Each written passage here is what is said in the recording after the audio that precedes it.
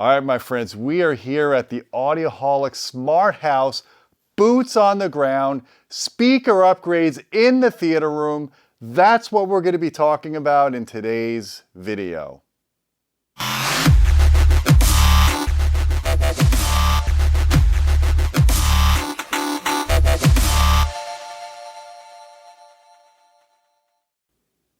Hey folks, I'm Gene Dellasello with Audioholics.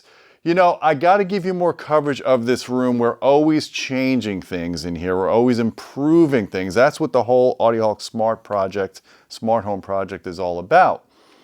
So as you guys know, I have my reference RBH SVTRS active speakers.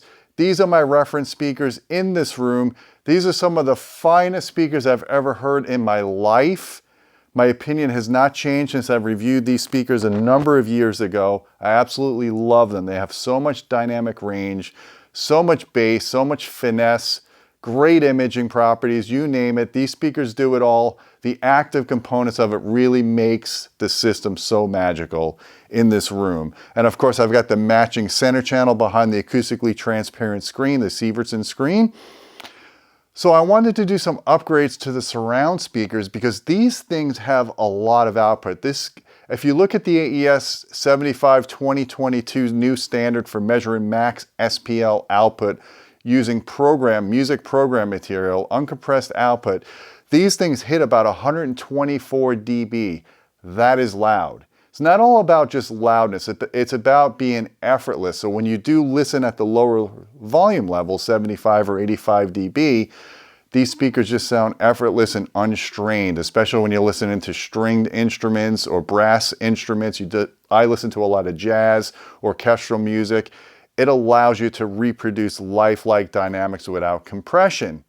So I wanted to make some upgrades to my surround speakers to try to keep up and try to match the rest of the system to the front three speakers. And that's exactly what we're going to be talking about today. I've got two products I want to show you guys that I'm really excited about that are going to transform the sound of this room.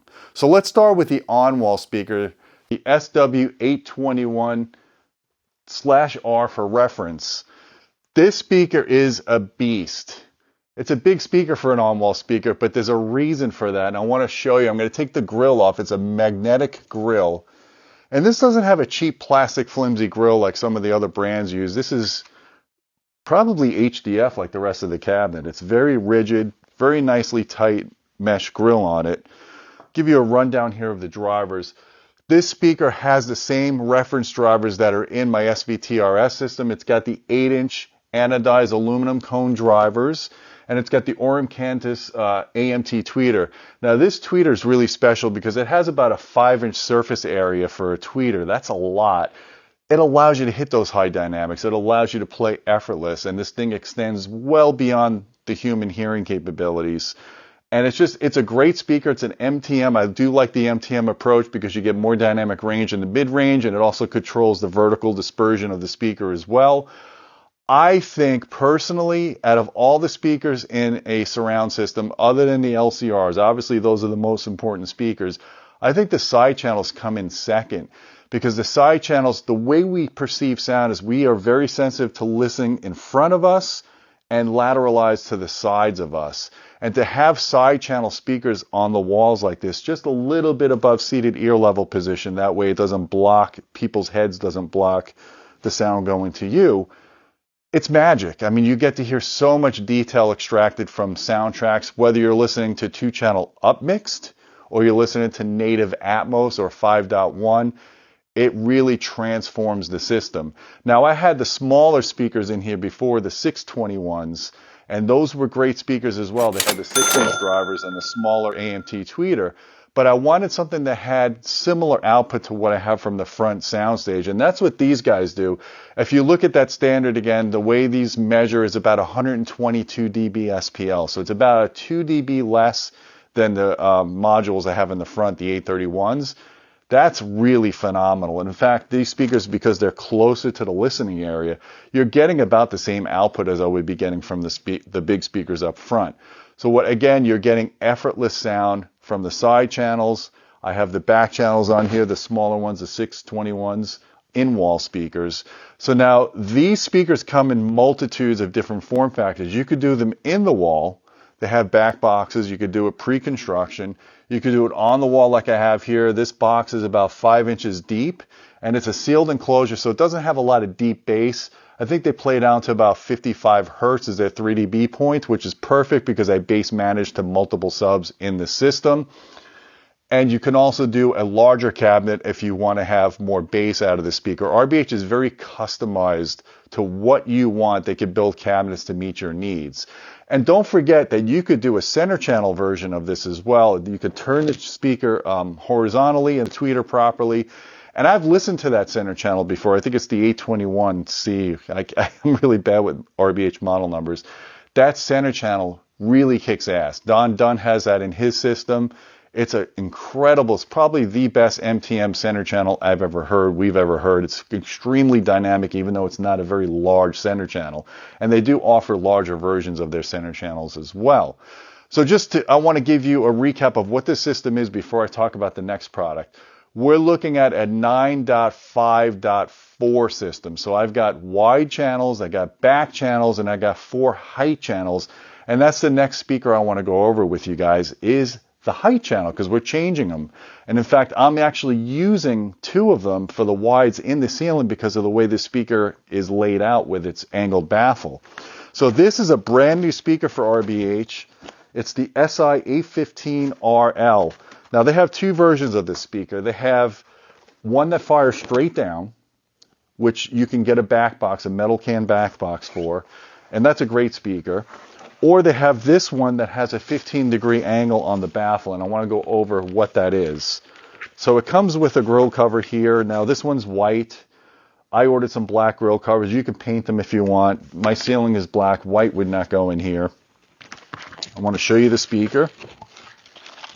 And I believe I have the first pair, or actually I have six of them. Now this speaker uses a very similar 8-inch aluminum cone like the rest of the system. It has the AMT tweeter. It's the smaller version of the tweeter. This tweeter is found on a lot of RBH floor standing speakers, on their active monitors. This is a very potent tweeter. And the thing I like about this now is by putting this speaker in my system, all of my speakers have similar drivers. They all have the AMT driver. They all have the aluminum cone woofers. They all have very similar timbre matching. They all have similar sensitivity as well. So this speaker has about a 91 dB sensitivity, which is pretty high. And again, if you look at that ARP standard that we were talking about before, the max output on this speaker is about 116 dB, which is really loud for an in-ceiling speaker. And it's going to really make a difference in here because right now I'm using the 6-inch versions of RBH's speakers, which are great speakers, but they're not keeping up dynamically with the rest of the system. So I wanted to put something a little larger like this. And what I really like about this is the entire baffle is angled. You see some in-ceiling speakers where you could just pivot the tweeter. That's pretty useless because that just creates diffraction and you're only aiming the tweeter. You're not aiming the entire sound field at the listener. This, because of its the geometry of its baffle, it's 15 degrees, so when you stick it in the ceiling, you could point it towards the listening area. And what that's going to give you is it's going to give you even dispersed sound from mids all the way to the tweeter frequencies at the listening area where you want it. And I'm covering about 7 seats here, so the fact that I have this now and I can angle it into the listening area is really going to give me more pinpoint imaging, more localization, because you want your height channels to be somewhat diffused, but you don't want to kill the high frequencies. You want to be able to get all that energy into the listening area. And this is a very large room. It's 25 feet by 20. So I wanted to make sure I had good coverage. That's why we've got 6 of these speakers. And this speaker in itself does not have a metal can back box yet. So what we're going to be doing, you're going to see a separate video on this. They have a foam back box. You stick it into the hole after you cut it into the ceiling, and it expands around the speaker. And what that does is it gives you some isolation. It gives you a little bit of an acoustically controlled space for the speaker. It's going to help out. You really want to try to get back boxes and speakers when you can, especially if you want to isolate sound going into other rooms. So this is a really cool product, guys. I'm really looking forward to getting this install going. So I'm going to do a follow-up because we have that bad boy 21-inch subwoofer, the infrasonic subwoofer, the Maximus Bassaholic rated subwoofer. I'm going to be doing a separate video on that. And it's exciting times here because anytime we do upgrades into this system, it just brings new excitement. I bring in my friends, my family, and they get to hear the differences. And of course, I'm going to let you guys live vicariously on YouTube and tell you about it. So guys, I hope you like this video. Don't forget about our channel partner, Dream Media, because Dream Media is an authorized RBH Sound dealer. I'll put affiliate links down below if you're interested in any of these products. Don't forget about our Patreon channel at patreon.com/audioholics. We appreciate your support. You get direct access to me if you want to suggest video topics or ask questions. Hit the thumb up, hit the subscribe, and until next time, my friends, keep listening.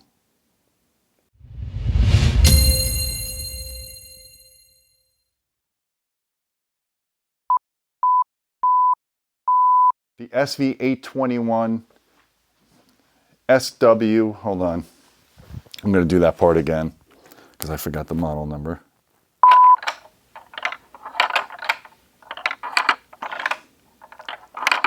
Getting the burn.